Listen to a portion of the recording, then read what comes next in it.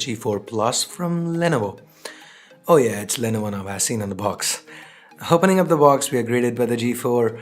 Then we have the regular literature, including the SAR value information. And then there's the earphones and a turbocharger. Note that the cable is connected to the adapter, so you need a separate USB cable if you want to transfer data between your phone and the PC. The Moto G4 feels like kinda a fusion of Moto and Lenovo. While it still feels very much like a Moto G, I can't help feeling a Lenovo vibe here. The phone's much slimmer than before, about 7.9mm for the most part and 9.8mm at the camera. The curved back's gone, but the weight remains the same 155 grams. The phone's noticeably taller and wider given that it now houses a 5.5-inch Full HD IPS LCD display.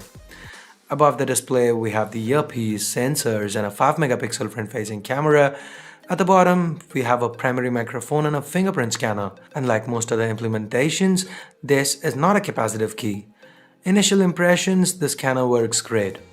To the back, we have the secondary noise-cancelling microphone, a laser assist for autofocus, a 16-megapixel rear camera with an f/2.0 aperture, and support for face detection autofocus as well. Then there's a dual-tone dual LED flash, and the Moto dimples back but not quite as deep as before. There's nothing to the left. The 3.5mm headphone jack can be found up top, the power button and the volume rockers are present to the right, and at the bottom we have the micro USB port. The back is user removable and inside we find two SIM slots and a dedicated micro SD card slot. The 3000 mAh battery, as expected, is non-user replaceable. Underneath the hood, the Moto G4 Plus is powered by the Snapdragon 617 chip. Now that's 8 Cortex A53 cores clocked at 1.5 GHz each, coupled with an Adreno 405 GPU clocked at 550 MHz, and either 2 GB of RAM on the 16 GB storage variant or 3 GB of RAM on the 32 GB storage variant. So now moving on to software, the G4 Plus runs on an almost stock build of Android 6.0.1 Marshmallow with a very few Moto additions.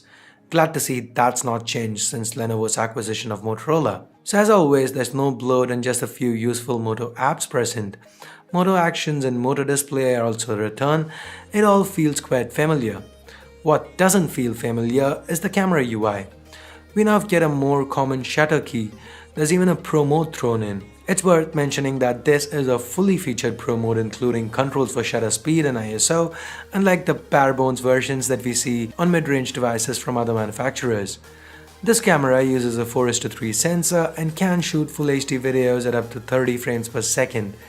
I feel the changes here are for the better, but if you do want to go back to the Moto way of shooting an image, you can do that too. Nice. So I guess that's it for this quick look at the Moto G4 Plus from Lenovo.